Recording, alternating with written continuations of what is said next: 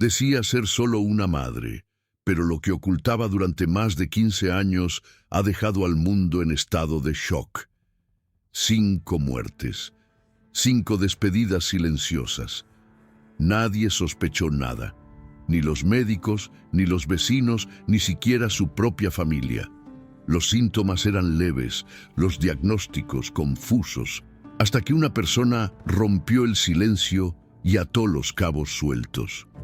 Fue entonces que la verdad comenzó a salir a la luz, y lo que parecía una historia de dolor se convirtió en una pesadilla internacional.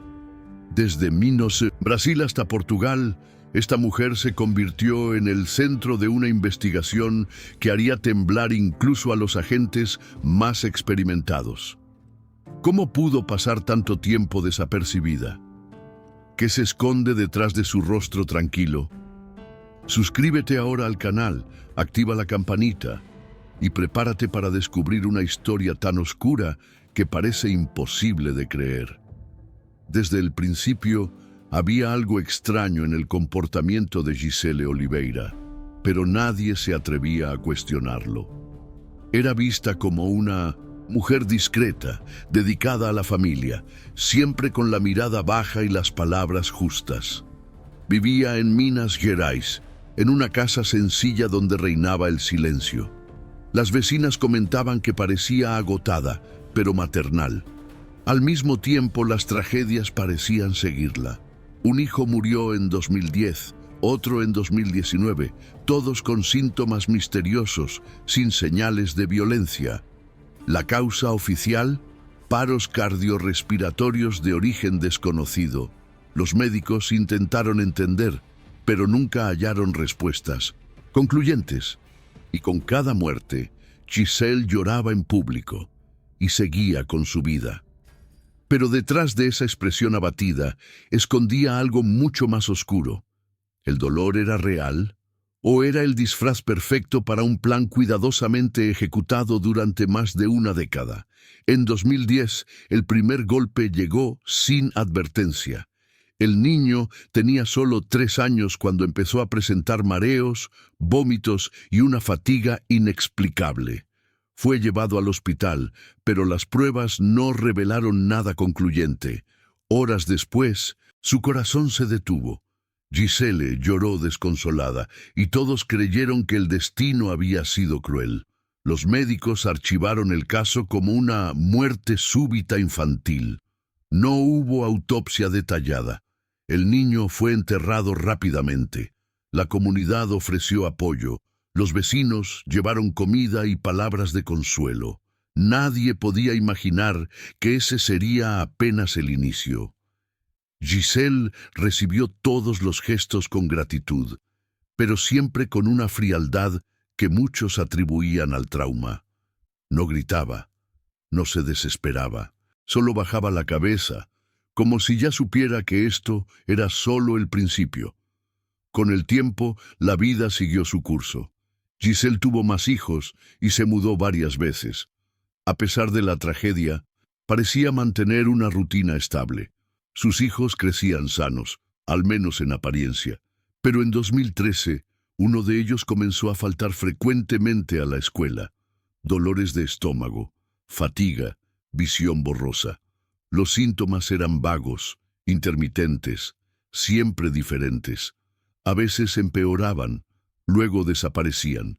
Los médicos sospechaban de ansiedad o alguna condición neurológica leve, pero los exámenes no confirmaban nada. Gisele insistía en que era solo estrés. Nunca exigía segundas opiniones, nunca mostraba preocupación excesiva. Y sin embargo, en su rostro había algo inquietante, una calma que no combinaba con el miedo natural de una madre ante un hijo enfermo. En 2019, otro niño murió. Tenía solo 5 años. Los síntomas volvieron a ser confusos. Fiebre leve, pérdida de apetito, debilidad muscular. Fue internado brevemente, pero dado de alta sin diagnóstico firme. Murió en casa mientras dormía. La causa fue la misma: paro cardiorrespiratorio repentino. Esta vez, un médico de urgencias solicitó una investigación más profunda, pero Giselle se mostró colaborativa, serena. Era su hora, dijo en el funeral, con una voz apagada. Algunos parientes empezaron a sospechar. ¿Cómo podía alguien soportar tanto dolor con tanta frialdad? Pero no había pruebas, solo incógnitas. La policía no encontró elementos que justificaran una intervención. La tragedia se cerró nuevamente en silencio y Giselle siguió adelante, con menos hijos y más sombras. Las muertes siempre ocurrían en casa, nunca había testigos, nunca cámaras, nunca alarmas, siempre en momentos de poca supervisión externa.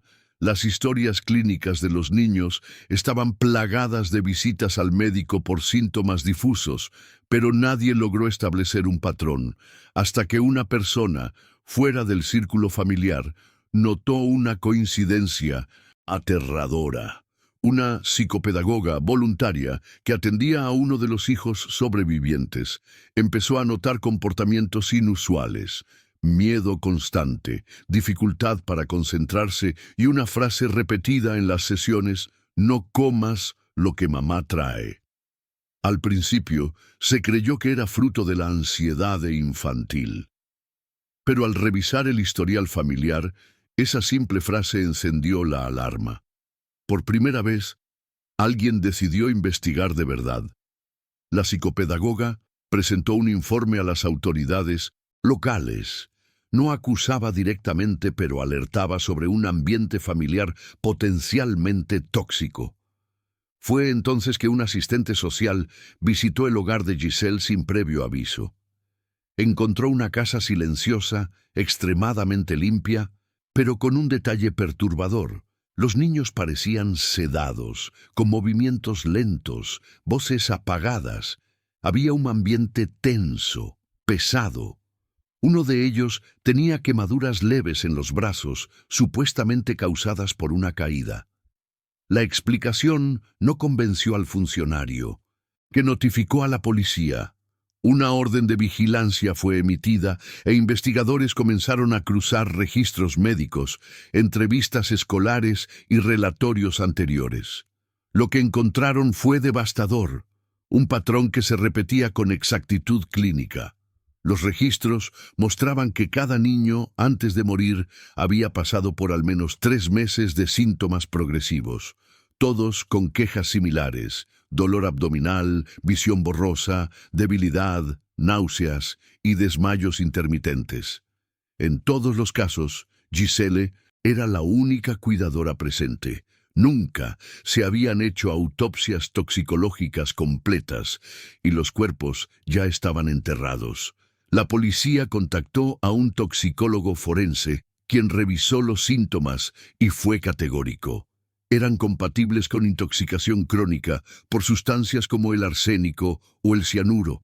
Comenzó entonces una corrida contra el tiempo para exhumar cuerpos, recuperar amostras e interrogar novamente os médicos que habían atendido as crianças, o que antes era luto, agora começava a se transformar en una investigación internacional.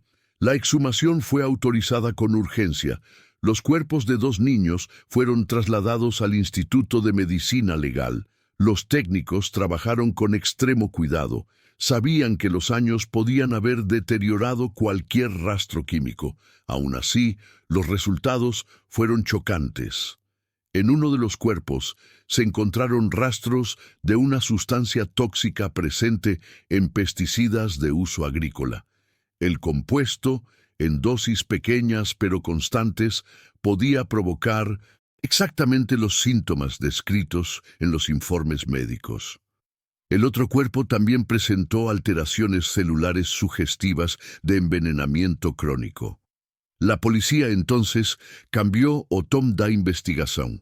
Agora se tratava de múltiplas mortes suspeitas sob responsabilidade da mesma pessoa. Giselle, até então vista como mãe enlutada, passou a ser considerada uma possível serial killer. A estratégia de Giselle parecia meticulosamente calculada. Según los investigadores, utilizaba pequeñas cantidades de veneno en los alimentos, lo suficiente para causar malestar, pero no lo bastante para alertar de inmediato a los médicos. Así mantenía el control total sobre los síntomas, ganando tiempo para construir una narrativa de madre desesperada.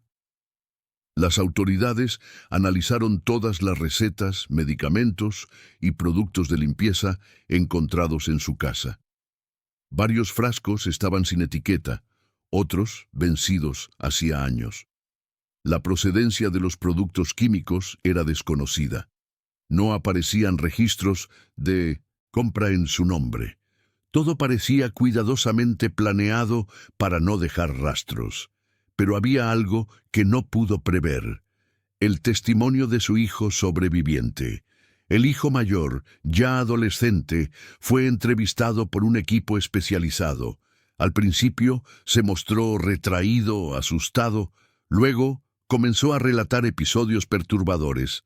Dijo que su madre lo obligaba a tomar tés con sabor amargo, que sentía sueño todo el tiempo y que muchas veces despertaba en la madrugada sin poder moverse. Contó también que su hermana menor, antes de morir, le dijo: «Mamá me quiere dormida para siempre». El niño no entendía el significado de esas frases en ese momento, pero los investigadores sí. Con cada declaración, el caso se volvía más oscuro. Se emitió una orden de prisión preventiva para Giselle, quien fue detenida mientras dormía en casa. No opuso resistencia, solo preguntó, con voz baja: «¿Quién habló?». Durante los primeros interrogatorios, Giselle se mantuvo en silencio. Su rostro era inexpresivo. No negaba, pero tampoco confesaba. Sus abogados argumentaron que no había pruebas materiales directas, solo indicios y testimonios. Sin embargo, la fiscalía ya había montado un cuadro fuerte: patrón de muertes, síntomas compatibles, sustancias tóxicas en los cuerpos e informes psicológicos que sugerían un perfil de narcisismo patológico.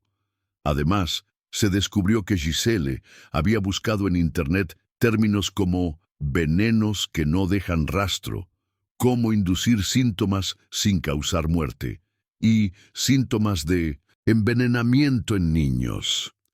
Ese historial selló su destino judicial. Ya no era solo una sospechosa, ahora era la principal acusada de uno de los crímenes más perturbadores del país. La prensa explotó el caso con titulares escalofriantes. En poco tiempo, el nombre de Giselle Oliveira cruzó fronteras. Apodada como la madre del veneno, su rostro fue divulgado en medios de Brasil, Portugal y España. Las redes sociales se dividieron entre incredulidad, odio y compasión. Algunos defendían su inocencia, afirmando que todo podía ser una conspiración o un error judicial. Otros exigían cadena perpetua. Psicólogos forenses comenzaron a especular públicamente sobre su estado mental, sugiriendo trastornos de personalidad, síndrome de Munchausen por poder o incluso psicopatía silenciosa. Pero en cuanto o mundo discutía o que ela era, Giselle seguia calada, encarando o chão da cela como si tudo estivesse sob controle. En la cárcel, Giselle no hablaba con nadie, rechazaba visitas, no aceptaba comida de Minson Giseno, otros internos, y pasaba la mayor parte del tiempo escribiendo en un cuaderno que escondía bajo el colchón.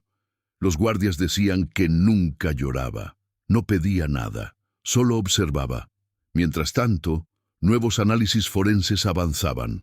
Se hallaron rastros del mismo pesticida en utensilios de cocina, en una taza infantil guardada como recuerdo, y en restos de alimentos conservados por familiares para pruebas posteriores. Cada descubrimiento fortalecía la hipótesis de un plan meticuloso. Y aún así, ningún vecino, ningún maestro, ningún médico había sospechado antes. ¿Era tan buena actuando? ¿O todos preferían no ver? El tribunal autorizó una evaluación psiquiátrica completa. 2 especialistas independientes entrevistaron a Giselle durante semanas. Querían saber si ella entendía la gravedad de las acusaciones, si distinguía el bien del mal y si podía haber actuado bajo algún tipo de trastorno mental. El resultado fue impactante. Giselle fue considerada plenamente capaz, sin señales de delirio, psicosis o pérdida de contacto con la realidad. Mostraba, eso sí, una frialdad extrema, una capacidad lógica impecable y ausencia total de culpa. Era como si hubiera separado su mundo emocional del racional. Los expertos concluyeron que, si realmente cometió los crímenes, lo hizo de forma consciente, calculada y sin remordimientos. Durante el juicio, las pruebas técnicas hablaban por sí solas. Pero lo que dejó al jurado en silencio fue el testimonio del hijo mayor. Frente a una sala, abarrotada, relató detalles de su infancia con una voz que temblaba pero nunca se rompía. Contó que Giselle le decía que los médicos no entendían nada, que él no podía confiar en nadie, solo en ella. Describió cómo se sentía cansado después de cada comida, cómo escuchaba llorar a sus hermanos antes de morir y cómo fue entrenado para callar. Las lágrimas aparecieron en muchos rostros, incluso entre los reporteros. Aquel niño, sin saberlo, estaba enfrentando a la mujer que lo había hecho vivir con miedo toda su vida, y cada palabra suya fue como una puñalada en la narrativa de inocencia que la defensa intentaba construir. Las búsquedas en Internet seguían revelando detalles perturbadores. En uno de sus antiguos celulares fue hallado un historial oculto con foros oscuros donde Giselle intercambiaba mensajes con perfiles anónimos sobre formas silenciosas de controlar a una familia. También había descargado documentos sobre sustancias tóxicas de lenta absorción y métodos de manipulación psicológica. Para los investigadores, todo indicaba que no se trataba de impulsos emocionales, sino de una estrategia. La teoría más fuerte era que Giselle sufría una necesidad constante de atención, de compasión pública, de controlar su entorno a través del sufrimiento. No buscaba matar por odio, sino por poder, y para eso estaba dispuesta a sacrificar a sus propios hijos. La defensa intentó alegar que los productos encontrados en la casa podían haber sido manipulados por terceros, que Giselle era víctima de una persecución injusta y que las coincidencias no eran suficientes para una condena. Pero entonces surgió un dato inesperado. Antes de la primera muerte, en 2010, Giselle ya había sido atendida por un hospital psiquiátrico tras un episodio de autolesión, durante el cual declaró sentir una presencia interna que la obligaba a hacer daño. El caso fue archivado en su momento por falta de seguimiento. Sin embargo, ahora ese registro fue reabierto, y con él una pregunta quedó en el aire. Giselle era completamente consciente de lo que hacía, o había algo más oscuro que ni ella misma comprendía. El Ministerio Público armó su acusación como un rompecabezas. Cada muerte, cada búsqueda, cada recipiente sin etiqueta, testimonios de vecinos, profesores y médicos formaban un mosaico inquietante. Pero lo más fuerte era el silencio con el que Giselle aceptaba cada fallecimiento, el silencio con el que asistía a los funerales, el silencio con el que veía la televisión mientras uno de sus hijos agonizaba. Todo indicaba una mente que operaba en otro nivel de moralidad o la ausencia total de ella. No había rabia, no había caos, solo una rutina perfectamente enmascarada. Y cuando se proyectaron las imágenes de los cuadernos encontrados bajo su cama, donde escribía frases desconexas sobre obediencia, pureza y castigo, el jurado pareció entender que estaban ante algo que superaba la lógica. Un cuaderno en particular contenía una lista. No tenía título, ni explicaciones, solo nombres, fechas y símbolos. Los fiscales creen que se trataba de un registro oculto de sus acciones. Allí estaban los nombres de sus hijos fallecidos, con fechas cercanas a sus muertes, y junto a cada nombre, una palabra: liberado, salvo, limpio. Otros nombres estaban tachados, algunos todavía vivos. Aquello generó pánico entre los parientes que aún mantenían algún contacto con ella. La teoría de un ritual personal, de una ideología secreta, o incluso de un trastorno con tintes religiosos comenzó a circular. Pero Giselle seguía sin explicar nada, y cuanto más se descubría, más claro quedaba que el horror aún no había mostrado su rostro por completo. El juicio se convirtió en un espectáculo mediático. Cada audiencia era transmitida por canales nacionales. Psicólogos, criminólogos y hasta religiosos debatían el caso en programas de televisión. ¿Cómo una madre, sin antecedentes de violencia, podía ser acusada de semejante horror? Mientras tanto, los fiscales seguían profundizando. Revisaron registros escolares y descubrieron que en cada año previo a una muerte había un patrón de ausencias, mareos en clase y solicitudes de licencias médicas, firmadas por doctores distintos, a menudo sin consultas presenciales. Era como si Giselle preparara el terreno con meses de anticipación, desensibilizando a todos ante los síntomas, hasta que el silencio definitivo llegaba. Una nueva pista surgió cuando se revisaron las cartas manuscritas que Giselle había enviado a familiares en Portugal, donde vivió por un tiempo. En una de ellas, escrita un año antes de la segunda muerte, decía: «Hay cosas que deben cumplirse aunque duelan. No todos entienden el propósito de un sacrificio». Aquella frase, que en su momento pasó desapercibida, se volvió central en la investigación. Los fiscales propusieron la hipótesis de que Giselle creía estar cumpliendo una especie de misión, quizá autoimpuesta, quizá derivada de alguna creencia distorsionada. Lo cierto era que cada nueva pieza añadía más preguntas, y la figura de Giselle ya no era la de una madre en duelo, sino la de una mente en guerra consigo misma. En paralelo, se investigó su historial familiar. La madre de Giselle había fallecido en circunstancias no esclarecidas cuando ella era adolescente. Algunos parientes recordaban que, en ese momento, Giselle mostraba un comportamiento extraño. Decía escuchar voces, se aislaba por días y hablaba de purificar el hogar. Aunque nunca fue diagnosticada, algunos creen que ese fue el punto de quiebre. También se descubrió que su abuela había sido internada en una institución psiquiátrica en los años 60, aunque los registros eran escasos.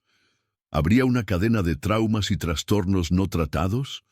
¿O todo era parte de una narrativa construida para justificar lo imperdonable? Una de las revelaciones más escalofriantes vino de una nota encontrada entre los juguetes de su hija menor, fallecida en 2019. La hoja tenía dibujos infantiles, pero también una frase escrita con letra temblorosa: «Si como eso, mamá se pone feliz».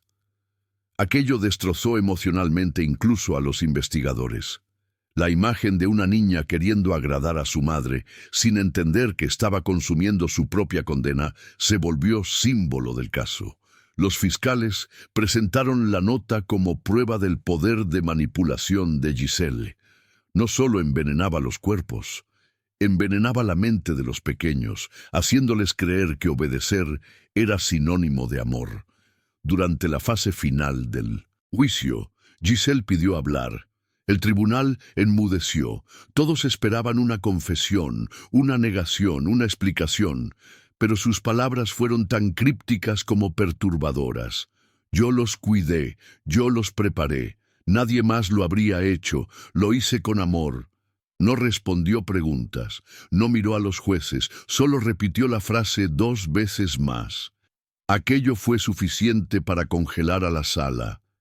Era una confesión encubierta, una provocación, o la prueba definitiva de que creía sinceramente que había hecho lo correcto. Lo que sí estaba claro era que ya no se trataba solo de pruebas forenses, sino de penetrar la mente de una mujer que quizás nunca quiso ser entendida. El veredicto llegó tras semanas de deliberación.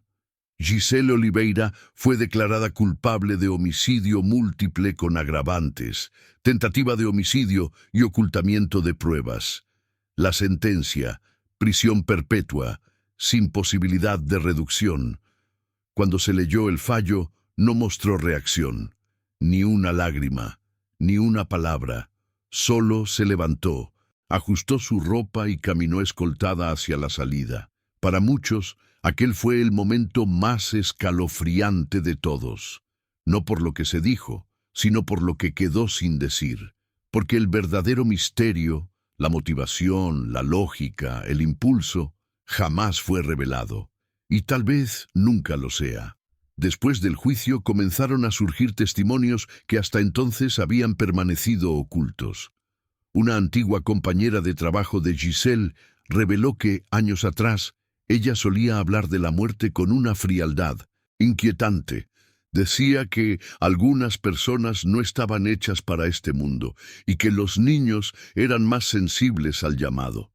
Nadie había prestado atención en su momento. Se creía que era solo una forma poética de hablar sobre pérdidas. Pero ahora todo adquiría un tono siniestro. Varios exvecinos recordaron que antes de cada tragedia, Giselle desaparecía por días. Algunos afirmaban haberla visto salir en la madrugada, con bolsas en la mano, rumbo a nada. Como si estuviese librando de algo o de alguien. Incluso desde la prisión, Giselle seguía generando miedo. Guardias penitenciarios reportaban comportamientos extraños. Permanecía horas mirando fijamente una esquina, murmuraba palabras en voz baja, escribía compulsivamente. En una ocasión, una celadora encontró bajo su almohada una figura hecha con hilos y cabello, envuelta en papel con frases incomprensibles. Aunque muchos creían que se trataba de un intento de manipulación o autoengaño, otros comenzaron a hablar de influencias más oscuras. Algunos religiosos ofrecieron entrevistas afirmando que Giselle abrió una puerta que no se puede cerrar, alimentando aún más el mito y el terror en torno a su historia. Con la condena firme, surgió una nueva discusión. ¿Cómo prevenir futuros casos similares? Las autoridades sanitarias y educativas comenzaron a revisar protocolos. Se propuso que cualquier muerte infantil con síntomas ambiguos pasara automáticamente por autopsias toxicológicas completas. Además, se recomendó mayor control sobre la salud mental de cuidadores primarios. El caso de Giselle se convirtió en un símbolo de omisión colectiva, porque no fue solo lo que ella hizo, fue lo que todos dejaron pasar. Profesores, médicos, vecinos, familiares, todos vieron señales, pero nadie actuó. Y ese vacío de acción fue el terreno fértil para que el horror creciera sin obstáculos. Mientras tanto, el hijo mayor fue trasladado a un hogar de acogida bajo protección especial. Cambió de nombre, de ciudad, de rutina. Con 1909, apenas 14 años, había visto morir a 3 hermanos, testificado contra su madre y enfrentado la opinión pública. Psicólogos especializados lo acompañaban a diario, pero sabían que las cicatrices no desaparecerían fácilmente. En una entrevista confidencial, el joven escribió una frase que estremeció a los investigadores. A veces me pregunto si ella realmente me quería, o si solo me guardó para el final. Aquella duda, sencilla pero devastadora, se convirtió en una herida abierta que nadie sabía cómo cerrar. En los años siguientes, el caso Giselle Oliveira se estudió en universidades de psicología, criminología y derecho. Se escribieron artículos, se grabaron documentales y surgieron teorías de todos los tipos. Algunos insistían en explicaciones espirituales, otros en desórdenes mentales profundos. Pero lo que más llamaba la atención era lo indefinible de su figura. No encajaba completamente en ningún perfil. No era explosiva, ni impulsiva, ni desorganizada. Era metódica, silenciosa, contenida, como si supiera que su mejor arma era el tiempo. Y lo usó durante años, hasta que el tiempo finalmente comenzó a hablar. Una periodista que investigó el caso durante más de 3 años escribió un libro titulado La mujer que dormía con el veneno. En sus páginas se detallan entrevistas inéditas, fotografías exclusivas y cartas que nunca llegaron a publicarse. En una de esas cartas, Giselle escribe: "El amor verdadero no siempre se ve como en los cuentos. A veces duele, a veces limpia". La frase, en su ambigüedad, refleja lo que más aterra del caso: la posibilidad de que, en su mente, Giselle creyera estar haciendo lo correcto. No por maldad, sino por una lógica torcida que nadie logró descifrar por completo. Y quizá nunca lo logren. A medida que más detalles surgían, se volvió evidente que Giselle no actuaba por impulso. Las fechas coincidían con momentos específicos: mudanzas, rupturas familiares, cambios escolares. Como si cada muerte hubiera sido un reinicio, una forma de borrar un conflicto o silenciar una tensión. Los fiscales reconstruyeron su calendario familiar y descubrieron que, tras cada tragedia, Giselle obtenía algún tipo de beneficio: un seguro, una pensión, una ayuda del Estado o un nuevo inicio en otro lugar. Aunque las cifras no eran exorbitantes, pintaban un patrón. Cada pérdida se convertía en una oportunidad, una moneda emocional y económica cobrada con sangre. El entorno de Giselle comenzó a desmoronarse. Familiares que antes la defendían, ahora se escondían de la prensa. Vecinos evitaban hablar del caso, como si el silencio pudiera borrar el pasado. Pero había algo que seguía presente: la casa.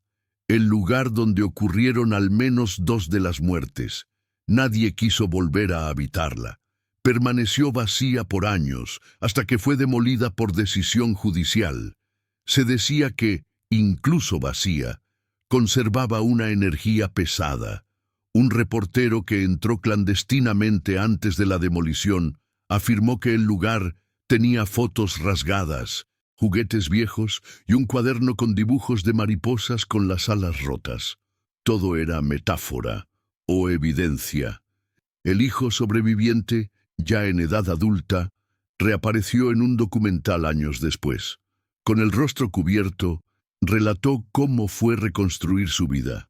Afirmó que aún sueña con el sonido de su madre removiendo el té con una cucharita de metal. Dijo que el olor de ciertos jabones le causa náuseas y que evita todo lo que le recuerde a su infancia. Pero también dijo algo que dejó a todos sin palabras. A veces extraño su voz, porque era todo lo que tenía. Aquella confesión revelaba la complejidad de una víctima que, pese al horror, seguía siendo hijo. Y eso es algo que ninguna sentencia puede borrar. Giselle nunca apeló la sentencia. Sus abogados lo intentaron, pero ella no firmó.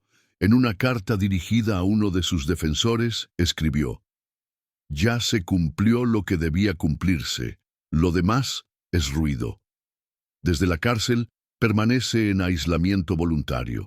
No participa en actividades, no recibe visitas, no escribe más cartas. Algunos creen que planea algo, otros piensan que simplemente se rindió. Pero en su celda todavía se encuentra el cuaderno donde anotaba frases dispersas. La última, escrita con tinta azul desvanecida, decía: "Los limpios ya no sufren, y yo tampoco". El impacto del caso Giselle trascendió lo judicial. En las escuelas comenzaron campañas de sensibilización para que profesores y alumnos identifiquen señales de abuso o negligencia. En hospitales se Reforzaron los protocolos para investigar síntomas crónicos sin causa aparente. Y en las redes sociales, miles de personas compartieron historias de sospechas que nunca denunciaron. El caso se convirtió en una advertencia. El mal no siempre grita. A veces susurra, sonríe o prepara el almuerzo, y si nadie presta atención, puede repetir su ciclo durante años, frente a todos, sin que nadie se atreva a mirar de verdad. En la cultura popular, el nombre de Giselle comenzó a aparecer en libros de mundo sin terror, ficciones inspiradas en hechos reales y hasta en podcasts que analizan mentes criminales. Pero detrás del morbo y la curiosidad quedó una herida profunda, la de una sociedad que falló en proteger a los más inocentes. Los niños confiaban en su madre, los médicos confiaban en sus síntomas, los vecinos confiaban en sus lágrimas, y ese exceso de confianza fue lo que permitió que la tragedia creciera. Porque lo más aterrador del caso Giselle no fue lo que hizo, sino todo lo que nadie hizo para detenerla.